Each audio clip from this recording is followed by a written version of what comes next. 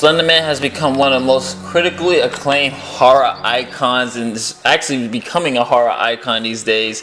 And you can say that Slender Man is probably responsible for the rejuvenation of the horror video game franchise. Now, Slender Man has finally arrived to us on the PS3 and Xbox 360 with Slender: The Arrival, brought to you by Blue Isle Studios. And this is served as a sequel to the PC hit and critically acclaimed Slender: The 8 Pages. Now, the majority of this game is going to be taking place in abandoned areas, such as house, mine, woods, etc. Now, for those who are not familiar with the Slender Man mythos or not familiar with how the Slender Man games play, let me talk a little bit about the gameplay here. The gameplay is very simple, and one thing I really love about Slender: The Arrival compared to Slender: The 8 Pages, this one, as you can see from the screen here, you are recording your entire journey here, so it really gives you this really kind of horror element of found footage stuff. So it really has this, for me, like this Blair Witch Project type of feel. And all you're armed with is this flashlight, and there's no buttons for you to reflect. It's classic horror, and you basically, if you see the Slender Man, your best bet is to just run. Now, the graphics has improved slightly for visuals for the PS3 and Xbox 360. For the most part, it stayed a little bit the same.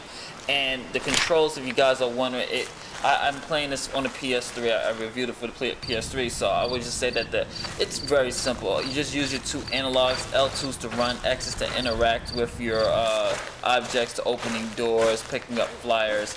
And for fans who played Slender: The 8 Pages that was released on the PC, you'll be happy to know that whole game was incorporated in this level that you're seeing here. This is the actual level of the 8 Pages with a little bit of twist and a little tweaking from here to there.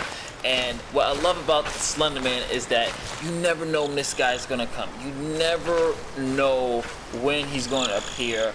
He just randomly pops out of nowhere, and if he pops up, you better haul ass and you better run.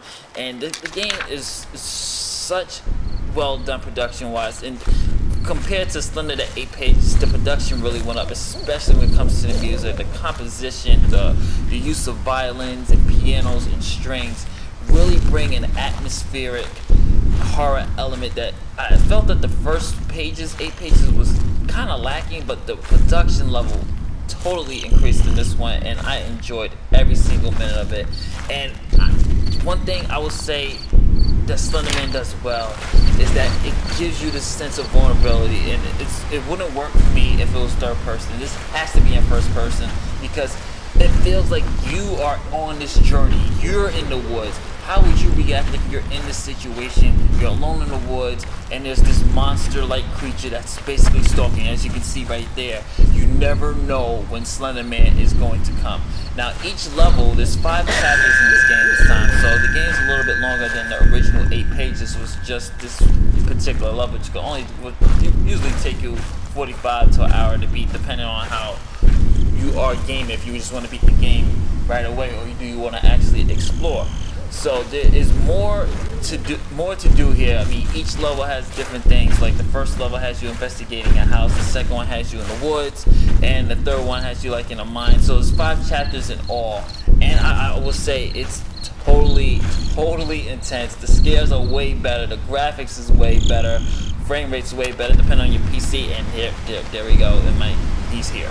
Slender Man is here while I'm doing this review, you guys, and it's something that you have to experience. It's only $10 on the PSN and Xbox Live, so I will say this is definitely an investment, and this will hold you down before the other big horror games come out. This is a nice budget game, and if you're a big fan of Slender Man, you owe it to yourself to get this either on PS3, Steam, Xbox 360, wherever it is. I mean, the game is totally intense.